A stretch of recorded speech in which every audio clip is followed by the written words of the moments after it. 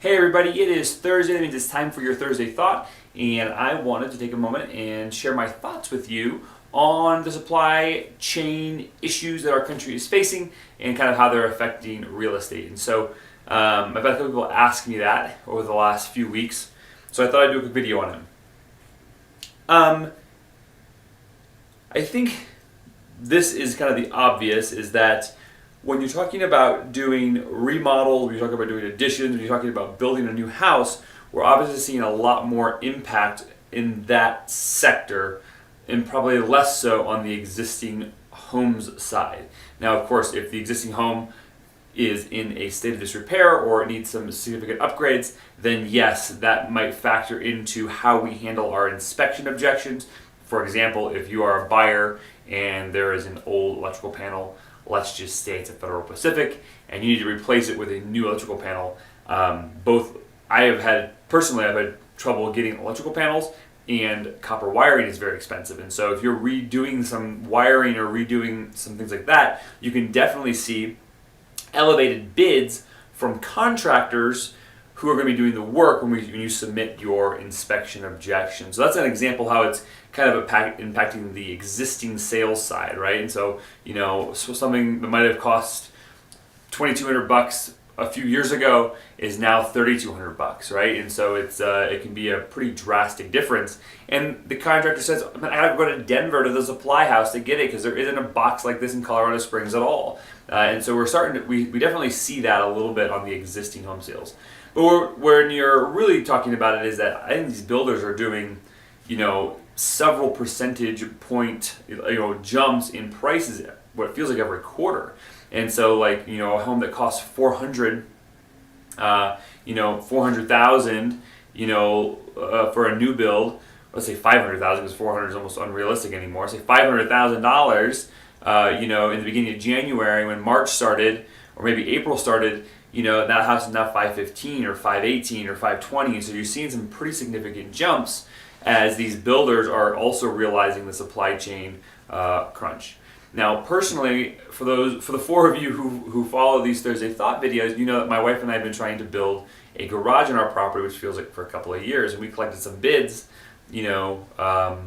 back in March, April timeframe, and then finishing things up with the architecture and all this stuff. I mean, the bid that we ended up accepting jumped almost 50%, and so so we're kind of having to reevaluate on some of these things. So it's impacting us personally. We're just trying to figure out what we're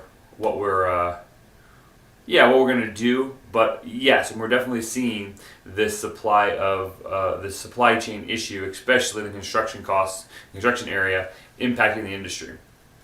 I talked to a gentleman who is affiliated with the concrete world, and he had shared with me that one of his colleagues basically said that he wasn't going to be doing foundations for some of the houses because the builder said that they can't get trusses because the glue and the brackets for the trusses were in short supply, so they couldn't build the trusses in the factory. So that means the trusses that are actually in supply at the local lumber yards, they're some of the last ones until they can get new supplies to build more trusses. So you can see that even just the brackets and the glue that goes into a truss, not having those, even if we have the lumber locally, we can't put together the trusses, therefore the supply is dwindling in the lumber yards, and so if they can't order more, they're going to charge more to the contractors who are buying them to come and build with them. So it's definitely affecting the industry. When I talk to the contractors, it's much the conversation that I have with my clients,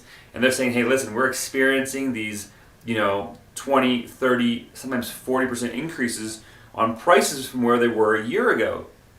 And yes, when the supply chain gets sorted out, and when we get back to a full swing production here in the U.S., we're going to see a reduction in pricing. But the question is when and how much? And are you going to wait a year, maybe 18 months or 2 years, to see the prices come down 10% or 15%? Again, there's the reality that the contractors are painting for me, and it's actually a similar reality that I paint to my clients. Is yes, we've seen some crazy appreciation in the housing market. And yes, we've seen some drastic rises in the cost of materials and products. in the construction world, and they will come back down some, but when and how much is a question. And I don't think the real estate market's coming back down 30% over the next couple of years. I think it might come down 10%. In a similar way, construction costs, they will come down eventually, but maybe 10%, who knows? No one has that crystal ball. So ultimately, I'm sitting here thinking, as far as my garage project, is do I wait to save 10%? I had a client who was looking for a house in the beginning of 2020, and when COVID hit, they paused their search. And now, in talking with him, he goes, "Man, I should have just bought," but there was a lot of uncertainty because now prices have gone up, darn near 20% over that time period. So, not a lot of comforting information and all that, other than to say that, listen, if you're going to do something, if the project makes sense, then I would say move forward with the project. That's probably what we're going to end up doing. It just sucks that, here we are. If we had done this 2 years ago and really wanted to, we'd at least have the project started and wouldn't have experienced these gains. But hindsight's always 2020. No one has a crystal ball. You can't time the market, so just jump in and do what you think is right. And that's my thought for you. Sorry for the long rambling video. See you guys. Bye.